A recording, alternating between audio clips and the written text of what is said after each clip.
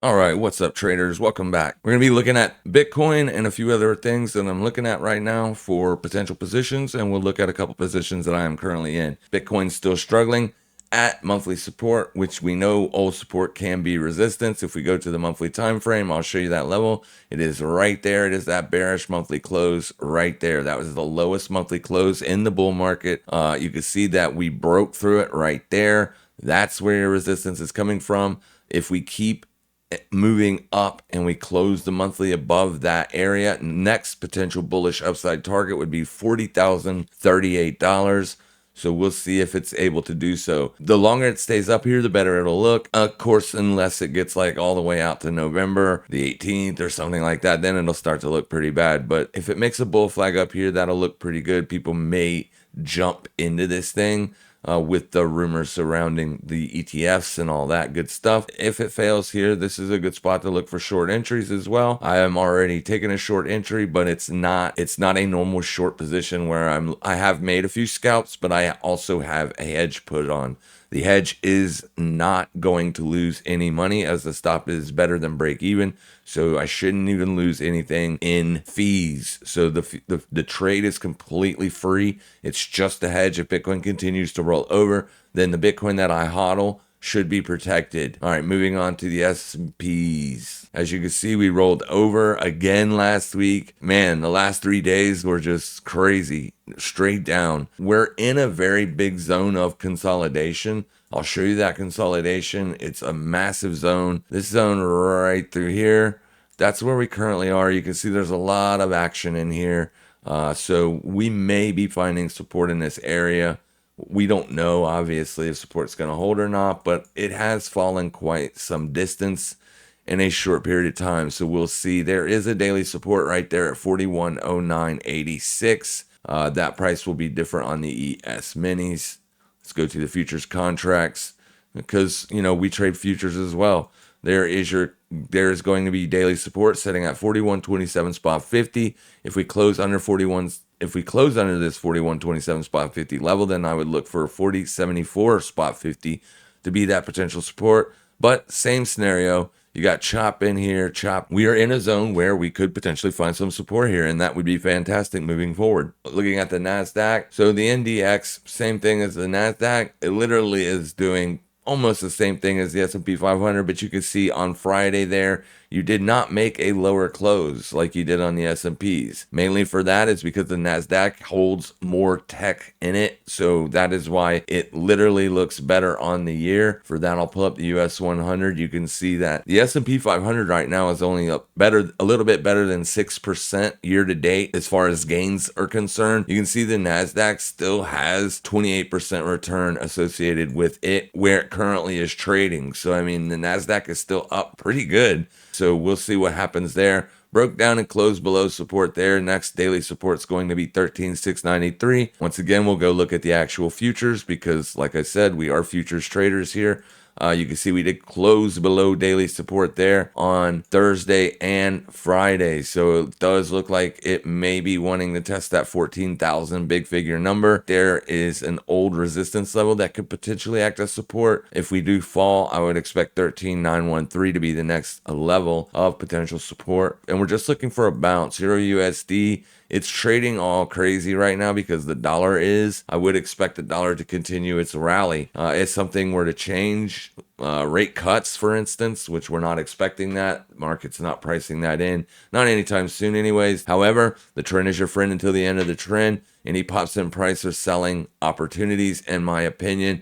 And you did get that right here when you traded up to daily resistance. I mean, you don't get no better than that, ladies and gentlemen. That would have been your daily res. And if you would have been watching that daily res, you could have taken a short position there. I know this is in hindsight, but we are not hindsight traders. This is how we trade. I will show you a profitable account here in just a minute. And it is a real money account. It is really funded. And at any time you want to see the trade history, all you got to do in the chat is yell, yo, let me see that trade history. And I will. All right, moving on. You can see here that we have had a push lower.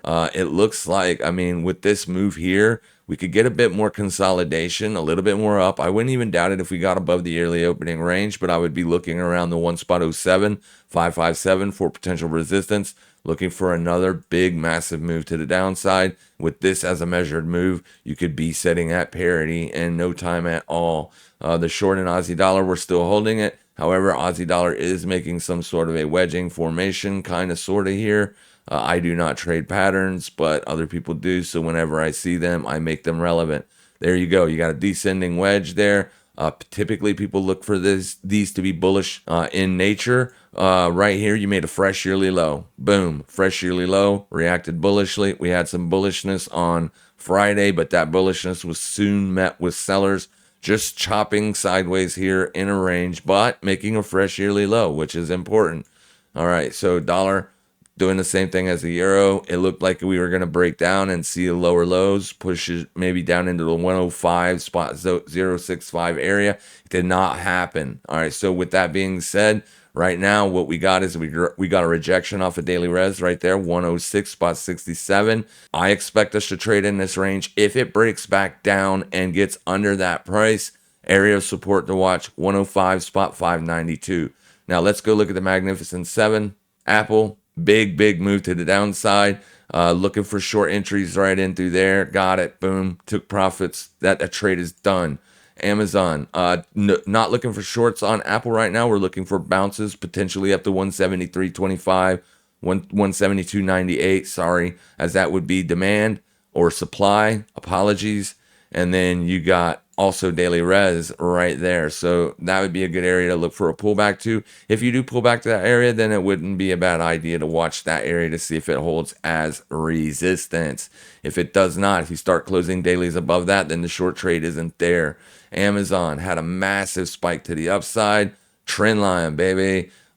Trend lines are very subjective. You can see that they move just by simply turning log on, log off. Trend lines very subjective. We don't watch subjective levels. We watch objective price points. That is how we get our trade ideas. But with trend line resistance coming in there, we do look at it and realize it's there as it adds confluence to potentially more downside. I love the way this closed, seeing how it was traded well above daily res and closed under it. So moving forward on Amazon, looking for short side entries. Probably a put spread. 130 is the inval level. Let's make the inval level 131.53. At that point, that will invalidate any short setups. We'll look for longer positions. But if we get up into this area or even back into this area, I will potentially be looking to add a short position on there.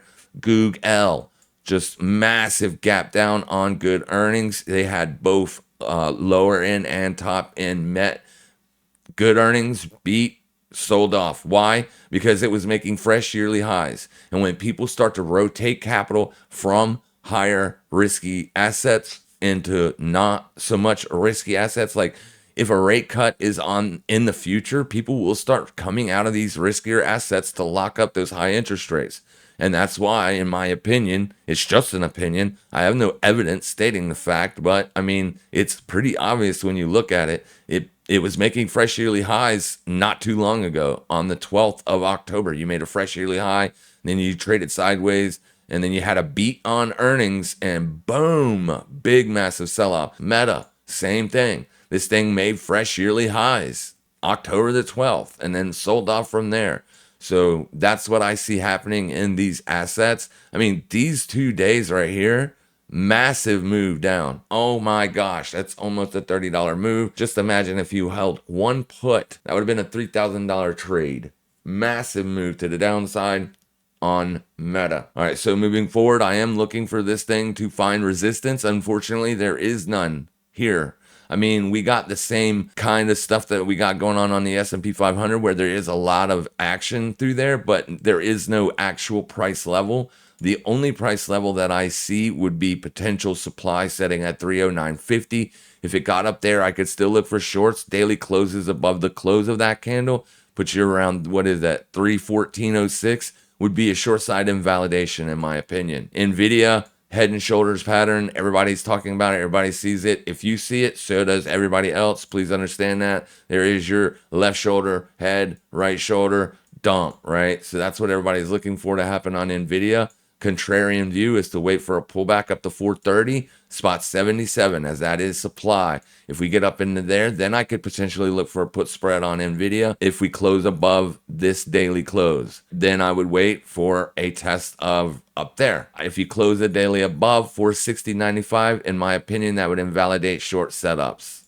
A lot of room in here, if you will, to look for short setups. First area, 430.77. Just mitigate your risk, guys. You know how to do this, right? If you've been following me for any time, you know that it ain't about picking direction. It ain't right about knowing where the market's going to go. It's about managing your risk. Make your losers smaller than your winners. I cannot say that enough. That is all it takes to be a profitable trader. Once you can do that, the sky is the limit. All right, so moving on Tesla. We did finally on Tesla take out that August low right there. Boom, we got it. So we got lower highs, lower lows, downside trend incoming. Levels that I am potentially watching for short side entries would be 224.57 and 229.29. Now, I have a level up here that is an old supply zone. An old demand zone. Sorry. It's an old level that was relevant for that day, and then there was the breakdown. So I would potentially be able to take short positions on Tesla, like a put spread or something, all the way up to 248.61. Daily closures above 255 invalidates the short setup, in my opinion. There is no trade to take on Netflix. Here is the trading account that I am currently using, small account. For anybody that's new out there, we are up on the year, $1,446. This is a $5,000 account. So we are up currently 24%. We are just, we're beating the S&P 500, and that's what you got to do in order to be a profitable trader. You got to be able to consistently beat the S&P 500, as that is the benchmark that dictates whether or not you're a profitable trader or not. Unfortunately, that's just the way it goes. So we're crushing the S&P 500. We are also not yet, but we will be soon beating the NASDAQ, especially if the NASDAQ keeps going down. Am I right? No, I'm just kidding. But yeah, we are kicking the market's ass, if you will. So you can see that I am already in a Netflix short. That was the whole purpose of me even bringing this up. We took the short right there at 413.73 daily res. Also, trend line coming in there with multiple touches. Remember, 2 touches just a line, 3 touch makes it a trend. And you do have that downside continuation, so people are selling this off. Any pops in price in a downtrend, you look to sell into those, my friend, because the trend is your friend until the end of the trend. I know. Sorry, I had to say it. Anyways, do not look to take a short entry on this just yet, because this thing may hold support right here. You do got a old daily res right there, and old resistance can act as support. So we'll see how the market trades moving on. We will invalidate short entries above 413.73. Sorry, invalidation of short side entries 427 spot 50. And that could be, you could short stock. You can, if you own the stock, you could just take profits, or you could trade options, right? You could buy puts. That's how you can short the stock. You don't necessarily need a large account. That account that I just showed you was open with $5,000, and it's up 24%. So you can make money on a small account. I am proving it to you each week. And it's only going to get better once we need more positions. We just simply don't have enough positions because trade setups just have not been there. All right. And then finally, I am in the Netflix short. I am in the Schwab. It is actually Charles Schwab. We're already in that short. Let me show you the technical analysis. We'll pull it up. Boom. So we got a nice big gap up right into the level that if you watched Thursday's live stream before my computer went kaput, hopefully I got this trade off for you in time. But we were watching 51.33 and 51.91.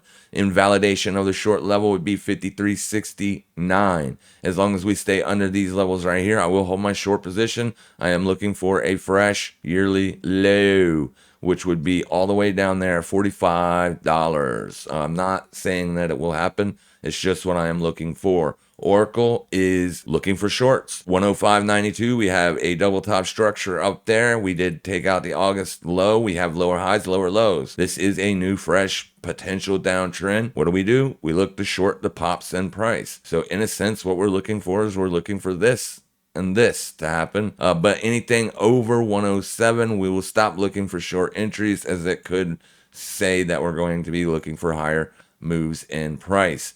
XLY. Reason we're looking for shorts on this baby is there's a lot of Tesla in it, and there is a lot of Amazon in it. Both of those assets are bearish. We are looking for shorts on both of those assets. So it's only natural that we look for shorts on XLY as well. But unfortunately, XLY has got a long way to go. I mean, literally, it's got to get back up into this area in here before I'll look for short entries. Any daily closes above 160.95 is short side inval. You invalidate any short entries. You are no longer looking for short entries. Once that happens, Tesla, already discussed. Lululemon, we are actually looking for longs on this as long as 386.82 holds moving forward, moving on into the week. Look, guys, I know there's a lot of bad stuff happening out there in the world. I'm trying to make this video as short as possible, but there's a lot of stuff to talk about. All right, so just bear with me. A lot of bad stuff happening in the world.